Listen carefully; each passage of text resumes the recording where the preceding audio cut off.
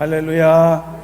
성령의 동행하심 속에 이렇게 은혜를 누리며 살아가는 행복한 믿음의 사람 되시기를 주님의 이름으로 축원합니다. 자, 절 따라서 믿음의 선포합니다. 나는 주 안에서 항상 행복합니다. 나는 주 안에서 반드시 승리합니다. 그렇게 될 줄로 믿습니다. 네, 오늘 말씀을 이제 전하기에 앞서서요, 먼저 조금 드릴 당부가 있는데요. 오늘 설교 말씀은요, 좀 사람 이야기가 많이 들어 있습니다. 그래서 오늘 다룰 계명이 또 그렇기 때문인데요, 제 9계명과 제 10계명을 다루게 될 것인데요. 그래서 사실 하나님에 대해서 선포하고 복음에 대해서 순수하게 전할 때 설교자도 훨씬 더 힘이 있게 되고요. 그런데 오늘은 조금 그런 형식이 아닐 것 같습니다. 그래서 좀 선포하는 형식보다는 좀 잔잔히 전하는 그런 의미가 될 것 같고, 그리고 내용 자체도 사실은 보면은 하지 말라는 것이거든요. 금지사항을 전하는 것이고, 오늘 말씀의 내용 자체도 탐심, 거짓 증거 이런 부분이기 때문에 사실상 우리 마음의 양심에 찔림이 없는 사람이 없을 정도로 그러한 마음이 어떤 것인지 우리가 잘 알기 때문에 우리가 긴장하는 마음으로 이 말씀을 받을 수밖에 없습니다. 그래서 다소 긴장하고 또 약간 위축된 그런 마음 태도로 이 말씀을 대할 수밖에 없다는 생각을 이제 하게 되어서 제가 그래서 더 당부드리는 말씀을 하고 싶었습니다. 일부 예배 말씀을 전하면서도 그런 느낌이 있어서요. 그래서 오늘은 더더욱 이 하나님의 말씀 앞에 좀 마음을 활짝 열어주셨으면 좋겠습니다. 그래서 이 말씀이 평소에 우리가 생각하는 같은 어떤 그런 은혜, 충만한 은혜, 어떤 이런 개념의 이게 말씀 접근은 아닐 수 있겠지만은, 그러나 그럼에도 불구하고 이것이 나에게 어떤 도전과 또 삶의 또 놀라운 은혜를 또 베푸실 것인가를 기대하는 마음으로 평소보다 마음을 더 열어서 이 말씀 앞에 서실 수 있기를 당부드립니다. 그렇게 하실 수 있겠죠? 아니면 좀 안 하려고요. 그냥 하실 수 있겠죠? 네, 저 그렇게 기대하고 말씀을 보겠습니다. 이런 이야기가 있더라고요. 한국과 그리고 일본과 중국 사람들이 자기 자녀들을 교육할 때 이렇게 내용이 좀 다르다고요. 한국 부모들은 자녀들한테 절대로 남에게 지지 말아라 그렇게 가르친다고 합니다. 그런데 일본 부모들은 자녀들한테 절대로 남에게 폐를 끼치지 말아라 라고 가르친다고 합니다. 그러면 중국 부모들은 어떻게 자녀들에게 가르칠까요? 절대로 남에게 속지 말아라 그렇게 가르친다고 합니다. 이 공감되는 부분이 굉장히 없지 않아 있는 것 같습니다. 아마도 만들어낸 이야기겠지만은 사람들이 집중하고 생각하는 것이 어떻게 다른가를 얘기해 주는 사례 같은데요. 여러분, 이 세상을 살아가는 모든 사람들의 관심의 중심에는 관계라는 것이 있습니다. 여러분, 무엇이 여러분들을 스트레스 주나요? 관계에서 오는 스트레스가 많습니다. 무엇이 여러분들을 위로해 주나요? 관계에서 오는 위로가 많습니다. 그래서 관계는 사람한테 정말 다 중요한 부분이 아닐 수가 없는 것이거든요. 남에게 지지 말아라, 남에게 패기치지 말아라, 남에게 속지 말아라, 교훈이 다 각각 다르지만 그것도 알고 보면 관계에 관한 교훈이거든요. 어떻게 사람들과 관계를 맺어야 하는가. 그래서 여러분, 인간들은 관계를 중요하게 여길 수밖에 없습니다. 우리도 다 함께 살아가는 세상 속에 살고 있거든요. 그렇기 때문에 우리가 관계를 벗어날 수 없습니다. 여러분, 아무리 미운 사람들 사이에 섞여 있다고 하더라도 여러분들이 그 관계를 벗어나 탈출해서 홀로 놔두면 여러분 잘 살 것 같습니까? 절대 잘 살지 못합니다. 여러분, 지금 많은 문명의 혜택 속에 살고 있는데 여러분들 혼자 딱 떨어져서 아무도 없는 무인도에 갖다 놓으면 여러분들은 삶이 어떻게 될 것 같습니까? 순식간에 수천 년 전에 그 미개한 삶으로 돌아가고 말 것입니다. 그렇기 때문에 관계 안에서 주어지는 혜택과 또 이 유익함도 굉장히 많은 것이라서, 그래서 사람들은 항상 관계를 맺으며 살아갈 수밖에 없는데요. 그래서 아울러 관계에 대한 숙제가 많이 생겼습니다. 좋은 관계를 맺어야 나도 행복하고 편하죠. 그리고 건강한 관계를 맺어야 그 공동체가 유익하고 또 편안해지고 견고해지게 되겠죠. 바로 이러한 교훈을 삶을 통해 많이 얻게 되었던 것입니다. 그래서 여러분, 가정도요, 좋은 관계 맺으면 가정이 행복하고 든든하고, 그리고 교회나 공동체도 마찬가지거든요. 한 나라도 마찬가지거든요. 한 나라도 그 관계가 그래도 나름대로 건강하고 뭐 천편일률처럼 될 수는 없지만 그래도 나름대로 수용 가능한 그런 건강성을 유지하면, 그러면은 그 나라가 견고히 서게 되는 것이거든요. 지금 미얀마 같은 나라는 완전히 극단적으로 그 생각들이 갈라지니까 얼마나 불행한 역사들이 지금 만들어지고 있습니까? 그렇다면 이 관계가, 우리가 너무나 소중하게 여겨야 될 이 관계, 이것이 어떻게 하면 잘 맺어질 수 있을까? 그리고 하나님은 이 관계에 대해서 어떤 명령과 어떤 계명들을 우리에게 허락하셨을까? 바로 이 부분들을 우리가 조금 보려고 하는데요. 그런데 이것을 우리가 먼저 보기에 앞서 한 가지 우리가 인정해야 될 부분이 있어서 먼저 이 말씀을 드리고자 합니다. 그것은 여러분, 우리가 살펴보는 이 관계의 주제는요, 십계명에 있다는 사실입니다. 이거 잊지 말아야 됩니다. 십계명입니다. 이 관계의 계명은 십계명에 속해 있다는 뜻이 무엇이냐 하면은 이게 신앙의 숙제라는 이야기입니다. 우리가 이것을 뭐 인성 문제, 성품 문제, 관계 문제가 어떤 신앙과는 동떨어진 어떤 삶의 문제라고 치부할 가능성이 많은데, 그렇게 해서는 안 된다는 것입니다. 신앙 따로 삶 따로가 아니라 이 관계의 문제 자체가 신앙의 숙제라는 사실을 우리가 주지할 필요가 있는 것입니다. 그래서 신앙의 별개, 신앙과 별개가 아니라 신앙 그 자체다는 것입니다. 그래서 여러분, 우리가 이 인성의 문제, 관계의 성품의 문제, 교제의 문제, 이런 것들을 좀 더 무거운 주제로, 좀 더 중요한 주제로 인식하고, 그리고 이것을 우리가 함께 살펴보려고 하는 것입니다. 근데 여러분, 신앙과 인성의 문제를 결합시키지 못하면 어떤 부작용이 있느냐 하면은, 한마디로 그 두 가지를 분리해서 생각하는 부작용을 낳게 됩니다. 예를 들어서 그리스도인이 만일 이런 생각을 갖게 되면은요, 세상의 빛의 사명을 감당해야 될 역할을 못하고 맙니다. 그리고 혹시 못하는데도 마음의 가책도 없는 상황, 도전도 받지 않는 상황이 되고 말거든요. 그리스도인으로서 가정에서의 모습과 그리고 사회에서의 모습, 교회에서의 모습이 다르고, 또 교회에서의 모습과 직장에서의 모습이 이게 다른, 이런 자신의 모습이 분명히 있는데 그 모습에 문제의식을 느끼질 않는 겁니다. 나는 신앙적으로 괜찮으니까 됐지라는 생각을 하게 된다는 것인데, 그것은 잘못된 생각이라는 것이죠. 나는 신앙적으로 열심히 있고 신실하니 다른 것은 부족해도 봐주실 거야, 이런 생각을 하게 된다는 것이죠. 심지어 내가 잘못해서, 내가 역할을 못해서 받는 세상의 질타가 있지 않습니까? 그런데 그것을 예를 들어서 핍박이라고 착각하는 경우도 생기거든요.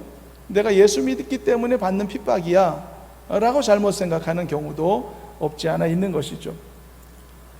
그래서 여러분, 인간관계의 문제가 신앙의 숙제다, 이게 십계명 안에 있다라는 사실을 인식하는 것은 굉장히 중요한 문제입니다. 이것을 잘못 인식하면 이렇게 자꾸 부작용이 생기는데, 내 자신의 삶의 문제에 대해 한없이 관대해지는 잘못을 낳게 되는 것이거든요. 나는 그래도 믿음은 좋잖아 라는 생각을 하죠.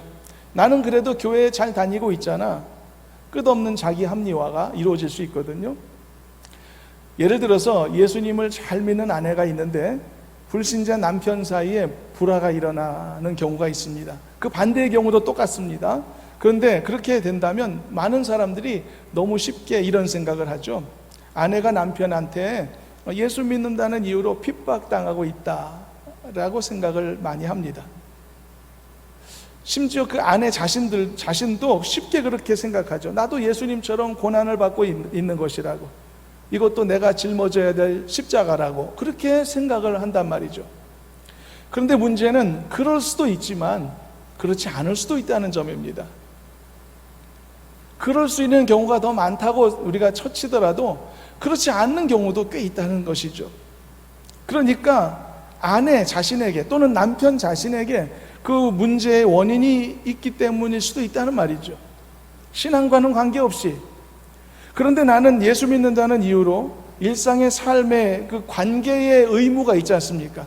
아내면 아내, 남편이면 남편, 부모 자식 간에, 또는 직장인 어떤 친구 간에, 이웃 간에 관계의 의무가 있는데 그 관계의 의무를 소홀히 한다는 것이죠. 소홀히 하면서도 자신이 소홀히 하는 것에 스스로 면죄부를 준다는 말이죠. 이렇게 스스로 면죄부를 이렇게 주고, 그리고 예수 믿는다는 나의 모습 안에 모든 것을 다 그냥 덮어버리려고 한다는 것이죠. 내가 사람 돌이 못하고 살아도 나 예수 믿고 있으니까 괜찮다는 생각을 하죠.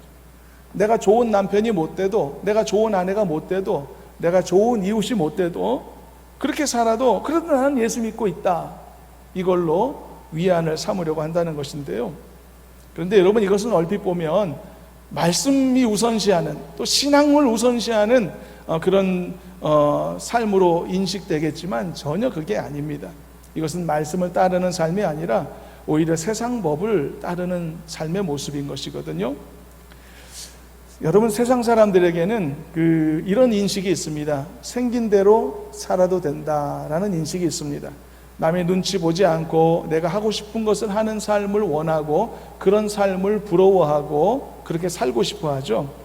그런데 여러분, 그리스도인들은 어떻게 해야 될까요? 그리스도인들은 절대 생긴 대로 살면 안 됩니다. 여러분, 생긴 대로 살면 나의 못생긴 인성이 막 드러날 텐데, 나의 못된 성품들이 수시로 튀어나올 텐데 어떻게 생긴 대로 살겠습니까, 여러분? 게다가 이것은 내 인성 문제가 아니라 계속 말씀하듯 이것은 신앙의 문제라는 거죠. 그렇기 때문에 내가 신앙으로 살고자 노력하고 애써야 될 그리스도인이라면 어떻게 내가 생긴 대로 살겠습니까? 이처럼 나의 관계의 문제, 그리고 이 관계를 만들어가는 내 인성, 내 성품, 사람을 대하는 내 사고방식, 이런 문제는 정말 오롯이 신앙 문제라는 것을 반드시 알았으면 좋겠습니다. 사랑하는 여러분, 지금보다 더 귀하고 아름다운 모습으로, 정말 세상에서도 나이스한 사람으로 그렇게 칭찬받으며 살아가는 성도가 되시기를 저는 간절히 소망합니다. 사람들한테도 칭찬받으시길 바랍니다. 사람들한테도 정말 좋은 사람, 가까이 하면 괜찮을 사람, 바로 이렇게 좋은 성품과 아름다운 모습으로 인정받는 여러분 되시기를 주님의 이름으로 축원합니다. 그리고 이것이 여러분들이 세상에서 좋은 사람 된다는 어떤 이런 단순한 논리가 아니라, 이것이 여러분들이 해야 될 신앙의 과제라는 사실을 인식하고 바로 이 귀한 일들을, 이 귀한 사명을 이루어가는 여러분들이 되시기를 주님의 이름으로 축원합니다.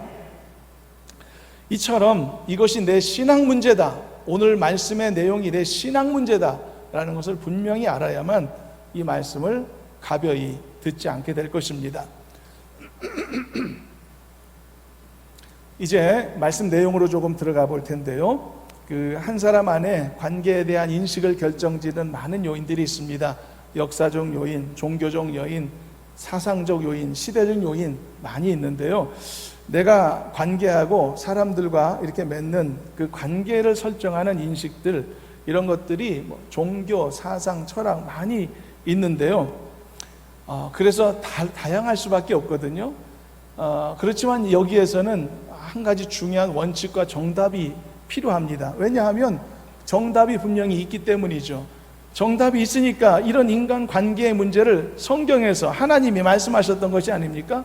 관계, 생각, 정의가 다 다양하고 그 다양한 것이 수용 가능하다면 하나님께서는 9계명, 10계명 같은 것을 절대 10계명 안에 넣어놓지 않으셨을 겁니다. 그렇다면 정답이 어떤 것일까요? 예를 들어 여러분, 공산주의가 있는 사회주의 사회에는요, 사람의 생명을 경시하는 풍조가 아직도 남아있다고 저는 생각합니다. 왜냐하면 그 자체가 유물론적 사상이기 때문인데요. 그래서 여러분, 사람의 어떤 죽음이나 생명이나 이런 것들을 굉장히 냉정하고 차갑게 시각으로 바라보는 그런 다소 잔인한 경향 같은 것들이 그 사람들의 사고방식 속에 아직도 잔존하는 것을 이게 느낄 수가 있거든요. 그래서 여러분, 인류의 어떤 과거의 역사 같은 것들을 보더라도 그 인종에 대해서 극심한 편견을 가졌던 사람들도, 그런 시대들도 많이 있었고요. 흑인을 짐승처럼 부렸던 시대도 있었고 말이죠. 이런 극심한 편견, 그 관계에 대한 이해의 부족, 이런 것들이 존재했을 때 가만히 보면 그 사회가 결코 건강하지 못했음을 볼 수가 있거든요. 자, 그렇다면 이제 하나님께서 우리 인간들 관계 속에서 어떤 지혜를 갖고 어떤 태도를 갖고 이렇게 살아야 하는가, 어떤 명령을 우리에게 주셨을까? 이제 9번째 계명과 10번째 계명을 이렇게 살펴보면서 하나님이 어떤 명령을 주셨는지를 좀 그 진의까지 한번 생각해 보시도록 하겠습니다. 먼저 이 두 계명을 살펴보기에 앞서 한 가지 우리가 또 짚고 넘어가야 될 것은 이 계명의 특정한 대상이 누구냐라고 하는 것을 우리가 먼저 인지할 필요가 있습니다. 이 대상이 누구죠, 여러분? 9계명, 10계명 본문을 읽어보면 누구죠? 내 이웃입니다. 내 이웃에 대하여 이렇게 하지 말라라고 말씀하고 있는 것이죠. 그러면 먼 이웃은 괜찮냐? 그런 뜻은 아니죠. 다 누구에게나 해당되겠지만 특별히 내 이웃에 대해 강조하고 있는 말씀이라는 뜻입니다. 그렇다면 이것이 우리에게 어떤 것을 말해주고 있죠? 바로 가까운 관계를 말하는 것이죠.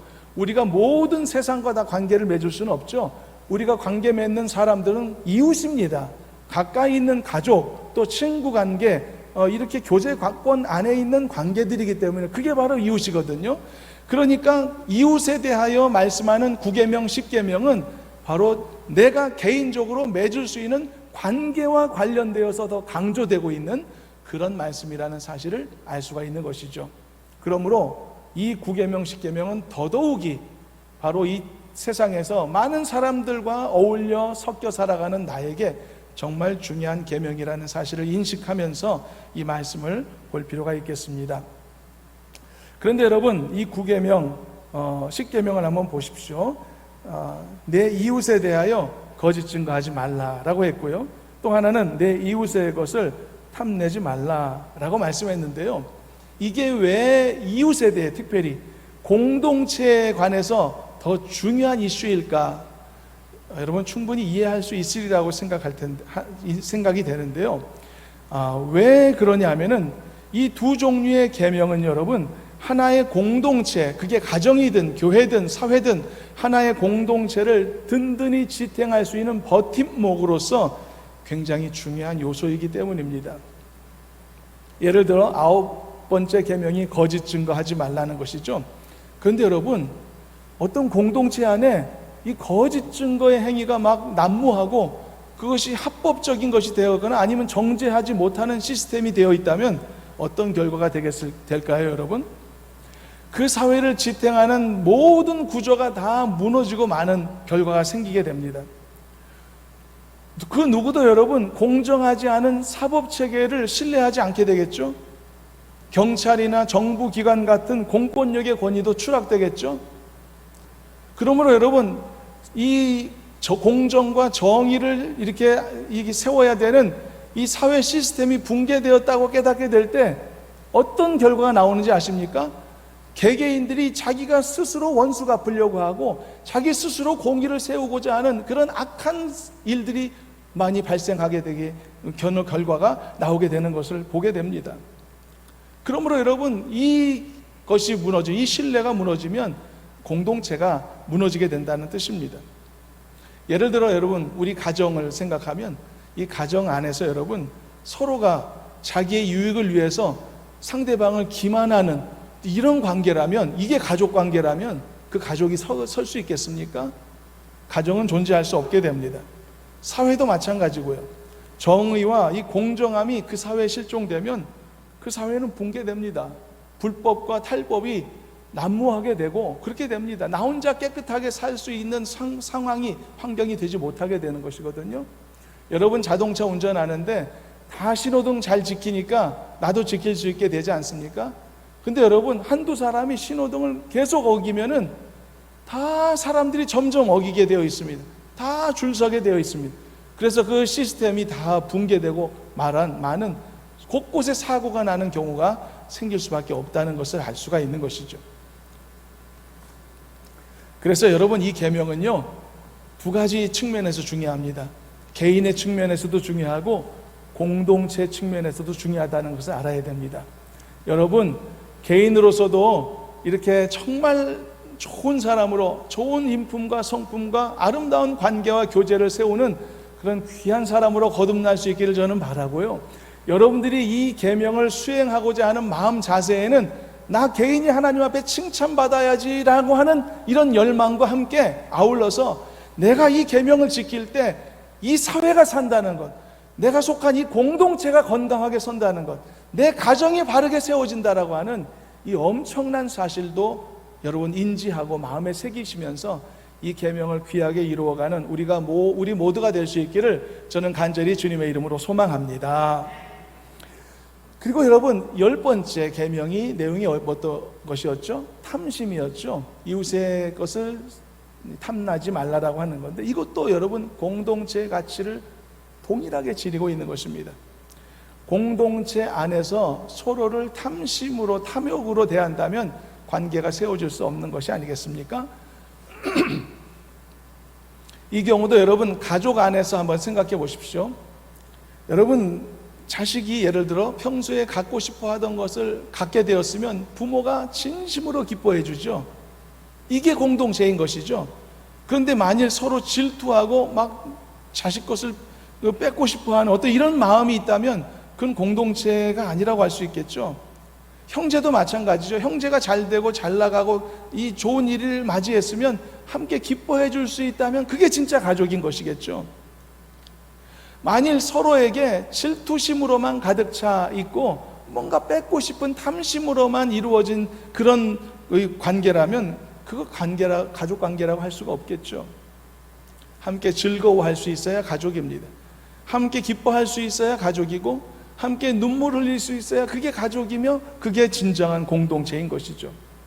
그래서 여러분, 9계명처럼 거짓 증거나 10계명처럼 탐심으로 서로를 대하는 것은 진정한 공동체에서는 있을 수 없는, 함께 공존할 수 없는 그런 중요한 부분이라는 것을 우리는 알 수가 있는 것입니다. 항상 그렇다고 할 수는 없지만 우리가 조금 이런 이야기들로 우리 자신들을 돌아보며 도전받을 필요가 있기 때문에 말씀을 해보고 싶은데요. 서양의 문화에서는요, 여러분, 잘난 사람들에 대해 존중하고 인정하는 분위기가 분명히 우리보다 더 많은 것 같습니다. 열심히 노력해서 돈을 많이 번 사람들, 그런 사람이 있다면 보통 사람들은 인정해주고 존경해주기까지 합니다. 스포츠를 뛰어나게 잘해서 천문학적인 연봉을 받고 유명한 선수가 된 사람들도 보통 사람들이 박수 쳐주고 존중해주고 그렇게 많은 돈을 버는 것에 대해서도 인정해주는 분위기를 갖고 있습니다. 미국의 이 NBA나 야구 경기 할 때 보면요, 경기 전에 다양한 사람들을 초청하는 행사를 아주 자주 합니다. 어떤 때는 소방관들을 초대하기도 하고 경찰관들을 초청하기도 하고 퇴역 군인들이나 아니면 그 지역사회에서 봉사하는 사람들을 초청하기도 합니다. 그래서 그 운동장, 그 구장 한가운데 세워놓고 막 박수 쳐주면서 그 노고를 치하해 줍니다.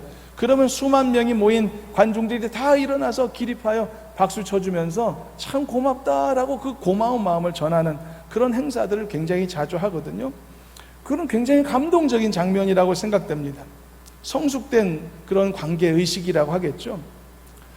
그런데 여러분, 오늘 지금 우리가 이것을 보려는 것은 바로 이것이 굉장히 성숙한 시민의식일 뿐만이 아니라 하나님의 계명이기도 하다는 것을 도전받자는 것입니다. 우리가 지금 세상에서, 사회에서 좀 더 잘난 사람들이 됩시다라고 하는, 지금 우리가 인문 강조하는 시간이 아닙니다. 지금 가만히 생각하면 그냥 인문 강좌 시간처럼 보여지지만 그것이 아니라는 것을 지금 강조하고 싶은 것입니다. 우리는 10계명을 보고 있는 것입니다. 하나님의 명령하신 내용을 보고 있는 것입니다. 그러므로 우리는 신앙적인 도전으로서 바로 이 말씀을 함께 나누고 있다는 사실을 우리가 잊지 않았으면 좋겠습니다. 그래서 여러분, 만일 우리 사회는 어떤 사회인가, 또 우리의 마인드는 어떤 마인드인가를 좀 한번 돌아볼 필요가 있습니다. 그래야 도전받을 수 있지 않겠습니까? 서로를 질투하고 깎아내리기 바쁜 관계라면 그 사회에 정말 존경받을 인물이 만들어지는 것은 참 불가하다는 생각이 듭니다. 우리나라 부모들이 주로 그렇게 가르친다고 했죠. 우스갯소리긴 하지만 절대로 남에게 지지 말아라, 뭐 그렇게 가르칠 수도 있겠고, 또 열심히 남들보다 노력해서 더 좋은 위치에 오르고자 하는 어떤 그런 인식을 심어주는 건 나쁘지 않겠습니다만, 그런데 이런 사고방식을 주입시킬 때 한 가지 부작용이 나올 수 있는 것이죠. 이렇게 모든 관계와 모든 사람들을 경쟁 상대로만 인식시키게 되면은 상대방을 인정하고 존중해주는 마인드는 자라날 수 없게 되는 것입니다. 그러면은 건강한 사람으로 성장하기가 힘들게 되지 않겠습니까? 여러분, 역대로 우리 정치인들 중에 보면 유사일에 전반적으로 국민들의 존경을 대체로 보편적으로 받는 인물이 단 한 명도 없다는 사실을 보게 되는데 굉장히 충격적인 일입니다. 우리나라 역대 대통령을 포함해서 유력하고 유명한, 그래도 나름대로 명성 있는 정치인들, 이런 사람들 다 포함해서 보면은 다 극단적인 호불호의 그 바운더리 안에 다 갇혀 있는 것을 보게 됩니다. 근데 우리가 한번 객관적으로 생각해 볼 필요가 있습니다. 유독 우리나라 정치사에만 이렇게 대단한 인물이 없는 것이 진짜일까요? 우리 민족이 얼마나 수준 높은 민족이고 얼마나 인적 자원이 대단한 민족인데, 그동안 거쳐온 수많은 정치인들이나 뭐 이런 유명인들 중에 국민들의 존경을 보편적으로 한 몸에 받을 만한 인물이 진짜 한 명도 없었을까요? 아마 그렇지 않았으리라고 생각합니다. 아마도 상대방에게 지지 않으려고, 또 수없이 상대방을 깎아내리고 딛고 올라서려는 이런 경쟁 상대로만 서로를 끊임없이 생각해 왔던 그런 결과이고 부작용이지 않을까, 그런 생각도 해볼 수 있겠죠. 어떤 사람이든 공과 과가 함께 있죠. 여러분들도 잘난 모습도 있지만 인생의 실수도 있어 왔죠. 그렇다면 이런 우리의 흠결이 있는 이런 상황 속에서 우리가 어떻게 아름답고 귀한 관계를 이루어갈 수 있을까요? 여러분, 우리 인생 안에 있는 어떤 흠결은 덮어줄 수 있는 관계가 필요하겠죠. 적어도 여러분, 우리가 가정도 완벽한 가정이 없지만 그나마 우리가 완벽한 공동체가 가정이기 때문에 자꾸 가정을 비유하게 되는데요. 여러분, 가정이 그나마 건강한 가정은 어떻게 합니까? 상대의 허물을 덮어주거든요. 그래도 상대에게 허물 덮어주고, 그래도 상대를 응원해주고, 부모가 자식 간, 자식 부모 간, 아내 남편 간 이 서로를 격려하고 그리고 참아주는 어떤 그런 나름대로 건강한 관계가 형성되고 있거든요. 근데 여러분, 우리가 세워야 될 공동체가 가정만은 아니지 않습니까? 우리 가정만 잘 되고 이건 아니지 않습니까? 우리가 세상 속의 그리스도인으로서 여러분, 우리가 가정만 세워야 될 것이 아니라 우리가 교회 공동체도 건강하게 세워야 되고, 이 사회 앞에서도 우리가 그리스도인으로서 사명을 갖고 있다는 사실들을 우리가 알아야 되는데, 그렇다면 우리가 어떤 마인드로 서로를 대해야 될 것인가를 깊이 생각지 않을 수 없다, 그런 이야기인 것이죠. 그래서 여러분, 우리 사회를 보면, 다시 한번 보면 상당히 이렇게 갈등하는 모습이, 극단적인 모습을 보일 때가 많이 있습니다. 세대 간의 갈등도 굉장히 극단적이고요. 정치 세력 간의 갈등은 말할 것도 없고요. 서로 죽이려고 달려들고, 노사 간의 분쟁을 하더라도 굉장히 과격한 방식을 사용할 때가 많은 것을 우리는 보게 되는데요. 그래서 여러분, 건강한 시각으로 양쪽을 바라보면서 중요한 해법을 만들어낼 수 있는 이런 균형 감각이 우리 개인에게도 쉽지 않고 이 사회에도 많지 않은 것을 느끼게 됩니다. 그래서 여러분, 우리가 여기에 도전을 받아야 되는데, 우리가 극도의 경쟁 사회 속에서 살고 있기 때문에 마냥 그러나 사회 구조 탓만 할 수는 없는 것입니다. 이제 여러분, 우리가 생각을 좀 전환해서 우리가 이 문제의식을 다 느꼈다고 우리가 일단 보고, 이 문제의식을 이제는 신앙의 관점으로 볼 수 있어야 된다라고 하는 것을 지금 강조하고 있는 것입니다. 이 문제의식이 이게 어떤 그 신앙적인 것과 별개가 아니라 하나님이 명령하신 계명 안에도 있는 것이고 도전하시고 계시는 것이고, 그러므로 이것이 신앙인으로서 나에게 주신 도전이고 교회에게 주신 도전이고, 이것이 세상 앞에 이루어야 될 교회와 성도의 숙제구나, 과제구나 라고 하는 사실을 깊이 깨닫자라고 하는 것입니다. 이것이 오늘 우리가 함께 나누고자 하는 말씀의 도전의 가장 중요한 부분이기도 합니다. 사랑하는 여러분, 제9계명, 제10계명 여러분 개인을 위해서도 잘 지키는 은혜가 있기를 주님의 이름으로 축원합니다.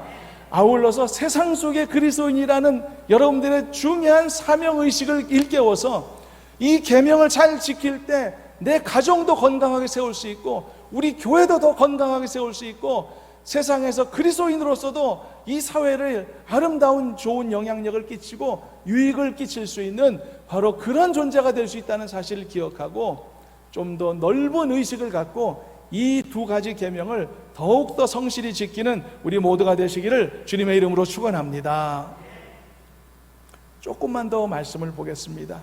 여기에서 좀 더 들어가서요, 탐심에 관한 이 10번째 계명이 마지막 계명으로서 어떤 가치를 지니는지를 살펴보시도록 하겠습니다. 탐심에 대한 계명은 10번째 마지막 계명이죠. 근데 이 마지막 계명은요, 특징이 하나가 있는데요, 행위에 대한 금지가 아니라는 특징이 있습니다. 하나님은 내 이웃의 것을 탐내지 말라고 하셨죠. 그러니까 행위가 아닌 겁니다. 탐심조차도, 마음조차도 금지하라고 하셨던 것인데요, 그렇다면 앞에 9가지의 계명하고는 결을 달리하는 계명입니다. 그래서 이 마지막 계명은 모든 10계명을 총망라하는 결론과도 같다라고 규정할 수 있는 것입니다. 왜 그런 이유인지 조금 더 한번 말씀을 보겠습니다. 여러분, 10번째 계명에서 다루는 탐심은요, 사실상 모든 범죄의 근원입니다. 모든 죄의 근원입니다. 왜 그런지 한번 좀 더 보시겠습니다. 여러분, 하나님을 섬기지 않고 우상 숭배하죠. 이게 탐심의 결과인 걸 아십니까? 나를 위해 뭔가를 붙잡고 싶고 나를 위해 뭔가를 의지하고 싶어 만들어낸 게 우상이거든요. 탐욕의 결과입니다. 안식일을 철저히 지키지 않는 것도, 이것도 인간의 탐욕과 욕심의 결과인 경우가 많죠. 부모를 공경하지 않는 것도 내 책임을 다하지 않고 내 탐욕을 구하는 어떤 결과인 경우가 많죠. 다른 사람들을 살인하는 것도 탐욕의 결과입니다. 간음도 탐심의 결과죠. 도둑질은 더더욱 탐심의 결과이죠. 알고 보니 모든 것이 10번째 계명에 귀결되어 있는 겁니다. 탐심의 결과들인 것이죠. 열왕기상 21장을 보면 유명한 아합 왕, 아주 악한 왕의 이야기가 나오고 나봇의 포도원의 이야기가 나오는데요, 이 이야기를 통해서 이 왜 마지막 10번째 계명이 모든 나머지 계명의 귀결인지 한번 생각해보고 정리하도록 하겠습니다. 아합 왕은요, 모든 걸 다 가진 왕이죠. 권력, 그 다음에 인적 자원, 물적 자원 마음대로 갖다 쓸 수 있는 자리가 왕의 자리였었으니까 다 가진 사람입니다.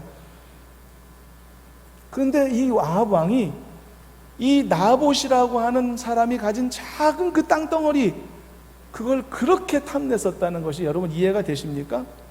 이해할 수 없는 것이거든요. 이런 사례들은요, 몇 가지를 알려줍니다. 인간의 탐심의 성격을 알려줍니다. 인간의 탐심은 어느 수준으로 올라가면 멈출 수도 있을 것이라고 생각하는데 그게 착각이라는 것을 알려줍니다. 어떤 사람은 생각합니다. 내가 이만큼 벌면 더 이상 욕심내지 않을게. 내가 이만큼 가지면 더 이상 나는 만족하고 살아갈 수 있을 것 같아. 착각입니다. 탐심은 멈추어지지 않습니다. 많이 가졌다고 멈추지 않습니다. 반대도 마찬가지입니다. 이 인간의 탐심이 소유가 작은 사람들에게는 더 강렬할 것이고 소유가 많으면 차츰 소멸될 것이라, 이것도 착각입니다. 소유가 적을수록 탐심은 강렬해진다, 이것도 착각입니다. 여러분, 인간적으로 보면 아합 왕이 가졌던 탐심은 어이없는 일이었습니다. 모든 걸 다 가진 존재가 어떻게 그 작은 땅덩어리 포도밭 하나 그거를 못 가져서 안달하고 이런 사단을 냈는가 이해하지 못할 정도입니다. 그런데 여러분, 항상 죄는 이해 못하는 것입니다. 죄는 합리적이지 않습니다. 죄는 설명이 잘 되지 않습니다. 어떤 때는 엉뚱하게 멀쩡한 사람이 엉뚱하게 의외의 죄를 범하는 그런 사건들을 우리가 접하는데 깜짝 놀라지만 죄가 원래 그런 것입니다. 합리적이지도 않고 그리고 설명 가능하지도 않는 것입니다. 언제나 죄는 오히려 설명되지 않습니다. 이해될 수 없고 받아들일 수 없는 상황과 환경 속에 불쑥불쑥 튀어나오는 것이 인간의 죄인 것이죠. 그런데 여러분 보십시오. 이 10번째 계명을 범하는 탐심의 죄가 이 아합 왕에게 발생했을 때 그것이 어떤 의미고 어떤 결과인지 한번 마지막으로 정리해 보겠습니다. 여러분, 먼저 아합에게는 제6계명을 범하는 이 죄가 발생되었습니다. 6계명이 무슨 죄죠? 살인죄입니다. 나봇은요, 포도밭만 자기 땅만 뺏긴 게 아닙니다. 자기 목숨까지 빼앗겼지 않습니까? 억울하게 죽임을 당했죠. 이 죄에는 연쇄작용이 발생하는 것입니다. 그리고 또 어떤 죄가 발생했죠? 제8계명이 깨지는 죄가 발생됐습니다. 8계명이 뭐였죠? 도둑질하는 죄였죠. 아합과 이세벨은 나봇의 그 작은 땅덩어리를 차지하고 말았습니다. 도둑질한 것입니다. 여러분, 나봇이 죽었으면 그 땅은 누구께 되죠? 나봇의 법적인 상속권을 가진 자의 땅이 됩니다. 근데 왜 그게 갑자기 아합 왕 것이 되고 말았죠? 나봇이 죽는 그 혼란스러운 틈을 타서 빼앗은 것이죠. 도둑질한 것이죠. 제8계명이 범해지는 결과가 나왔습니다. 또 그것뿐만 아니라 제9계명도 범하는 죄가 발생했죠. 9계명이 뭐였죠? 거짓 증거하는 것이었죠. 열왕기상 21장을 보면 이 스토리가 자세히 나와 있는데 나봇이 말이죠, 많은 사람들이 모인 자리에서 모함을 당하죠. 누명을 쓰죠. 나봇이 왕과 여호와 하나님을 저주하고 못된 말을 했다라고 그렇게 누명을 쓰죠. 그 누명을 누가 씌웠죠? 거짓 증인 두 사람이 씌웠죠. 그 거짓 증인 두 사람을 누가 시켰죠? 아합의 왕비 이세벨이 시켰다고 성경이 말하고 있죠. 명백한 9번째 계명의 위반 사항이었던 겁니다. 그래서 10번째 탐심의 계명이 모든 나머지 계명들을 어우른다라고 말하고 있는 것입니다. 가장 근원적인 계명이라고 말하는 것이죠. 그래서 여러분, 우리가 이 땅에서의 삶을 마치는 그 순간까지 우리도 여러분 깨어서 우리의 영혼을 갉아먹을 수 있는 이 추악한 탐심을 정말로 잘 다스리는 지혜와 용기와 믿음의 결단이 견고히 세워줄 수 있기를 주님의 이름으로 축원합니다. 그래서 여러분, 이 계명을 잘 지켜서 여러분들의 영혼과 육체도 건강하게 보호하시는 은혜가 있기를 바라고, 아울러서 이것이 관계, 이웃에 대하여라고 말씀했으니 우리가 매주 맺고 살아가는 관계 안에서도 내가 이것이 중요한 계명이고 신앙적인 도전이라는 것을 기억하여서 여러분, 관계 안에서도 이 계명을 잘 실천함을 통해서 가정을 세워가는 그리스도인들이 되시길 바라고, 교회를 세워가는 그리스도인들이 되시길 바라고, 이 세상을 변화시켜가는 그리스도인들이 될 수 있도록 하나님 앞에 쓰임받는 우리 모두가 되시기를 주님의 이름으로 축원합니다. 말씀을 정리하겠습니다. 여러분, 이것은 십계명이라는 것을 잊지 마십시오. 이것은 신앙의 문제라는 것을 잊지 마십시오. 저는 지금 인문 강좌를 전한 것이 아니라 하나님의 말씀 십계명을 선포했다는 것을 잊지 마시기를 바랍니다. 그러므로 여러분, 이것은 신앙 문제와 별개로 내 인성 문제나 성품의 문제가 아니라는 것을 잊지 마시길 바랍니다. 그래서 정말 이 계명들을 두 가지 의미로서 잘 받아들이십시오. 내 개인을 위해서도, 개인의 축복을 위해서도 반드시 지켜야 될 것이고, 또 사회적인 의무 안에서도, 신앙적인 도전 안에서도 나이가 지켜야 될 부분이라는 것을 기억하여서 정말 세상 속에서도 아름다운 모습으로 우뚝 설 수 있는 우리 모두가 되었으면 좋겠습니다. 그래서 이 계명을 정말 잘 지키셔서 지금보다 더 건강한 가정 이루시길 바라고, 더 건강한 사회를 만들어가는 유익한 사람들 되시길 바라고, 더 건강한 세상을 만들어가는 우리 모두가 되어서 이제는 상투적인 문구가 아니라 정말 세상에서 소금과 빛이 될 수 있는 그런 믿음의 사람으로 하나님 앞에 귀히 쓰임받는 우리 모두가 되시기를 주님의 이름으로 축원합니다.